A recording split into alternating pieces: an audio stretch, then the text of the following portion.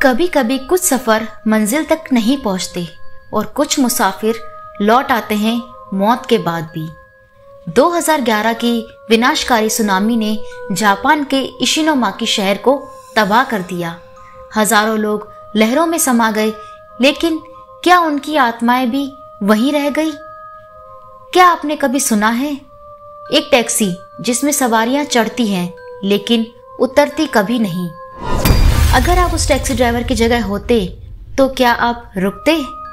तैयार हो जाइए, क्योंकि आज की कहानी सिर्फ एक डरावनी घटना नहीं, ये एक सच है जो इशिनोमाकी की सड़कों पर आज भी गूंजता है। तो हेलो दोस्तों, आज फिर हम आ चुके हैं एक और नई दिलचस्प और डरावनी कहानी के साथ। तो चलिए बढ़ते हैं अपनी कहानी की ओर। उससे पहले आपसे एक रिक्वेस्ट है, अगर आप इस चैनल पर नए हैं तो प्लीज चैनल को सब्सक्राइब करें। तो बिना कोई देर किए शुरू करते हैं। साल 2011, उत्तर पूर्वी जापान का इशिनोमाकी शहर। एक सुबह जमीन थरथराई और फिर आई सुनामी। ऐसी लहरें जो आसमान तक उठी और सब कुछ बहा ले गई। मकान, स्कूल, अस्पताल और हजारों जिंदगियां। सिर्फ इशिनोमाकी में 6000 लोग मारे गए। शहर का हर कोना अब मातम से भरा था। बचपन की हंसी, माँओं की पुकार और बुजुर्गों की दुआएं सब खामोश हो चुके थे। कुछ महीनों बाद जब मलबा हटने लगा और लोग फिर से जिंदगी की ओर लौटने लगे, एक टैक्सी ड्राइवर ताकेशी भी अपनी टैक्सी लेकर सड़कों पर उतरा। उसे क्या पता था, अब उसकी टैक्सी में जिंदा लोग नहीं, भूली हुई आत्माएं बैठने वाली थी। ताकेशी उस शाम शहर के पुराने हिस्से में सवारी की तलाश कर रहा था। अचानक एक महिला सफेद कपड़ों में गीली और शांत उसके सामने खड़ी थी। उसने धीमी आवाज में कहा, मुझे मिनामी हामा तक छोड़ दीजिए। ताकेशी ने टैक्सी आगे बढ़ाई, पर जैसे ही वो मोड़ तक पहुंचा, उसे एहसास हुआ मिनामी हामा तो सुनामी में पूरी तरह से बह चुका था। वहां अब कोई नहीं रहता, वहां किसी का कोई नामो निशान नहीं है। और तभी उसने अचानक शीशे में देखा, सीट खाली थी। टैक्सी की हवा अब भारी हो गई थी, जैसे कोई और भी सांस ले रहा हो। इसी तरह एक और रात एक लड़का बैठा, भीगा हुआ, कांपता हुआ। मुझे स्टेशन तक छोड़ दो। वो लड़का रास्ते भर चुप रहा। फिर ताकेशी ने पूछा, तुम इतने भीगे क्यों हो?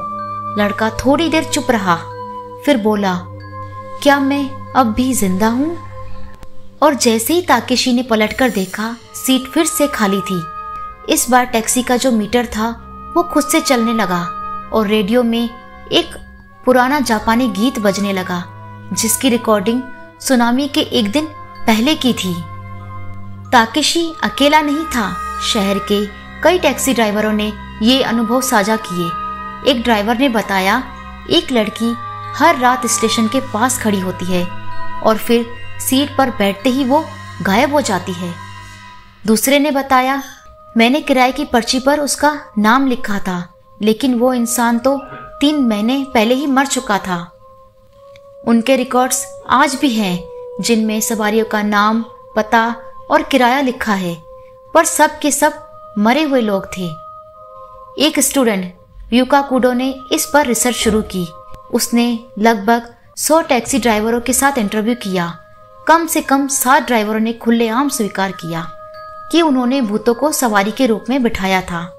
कुछ आत्माएं शांत थी और कुछ हैरान, और कुछ सिर्फ एक सवाल पूछती थी, मैं कहाँ हूं?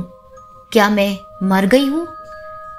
ड्राइवरों ने कहा, वो आत्माएं हमें डराती नहीं थी, वो बस अपने घर लौटना चाहती थी। एक रात ताकेशी की टैक्सी में फिर से एक लड़की बैठी। वो कुछ नहीं बोली, लेकिन शीशे में दिख रही थी। उसकी आंखें खून से लाल थी।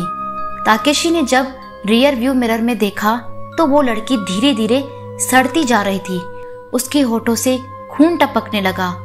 फिर वो मुस्कुराई और बोली, अब मेरी बारी है।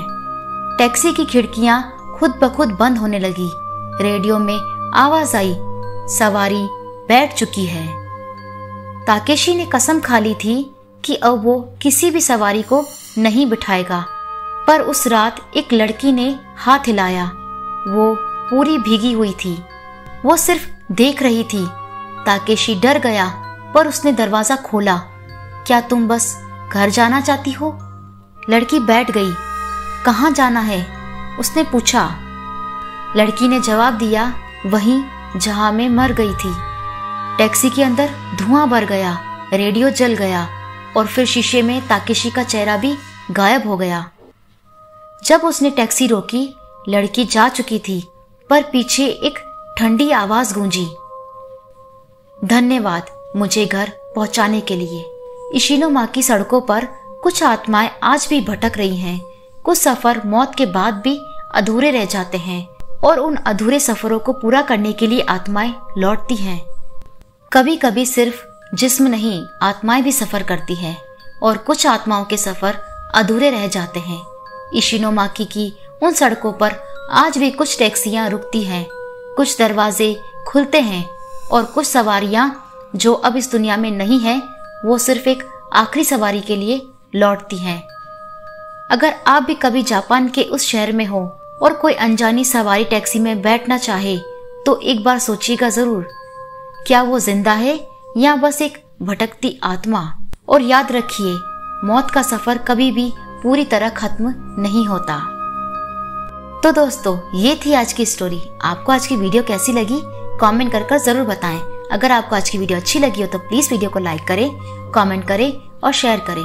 और हाँ, सब्सक्राइब करना ना भूलें। ऐसी ही और डरावनी कहानियां देखने के लिए हमारे चैनल से जुड़े रहें। Thanks for watching.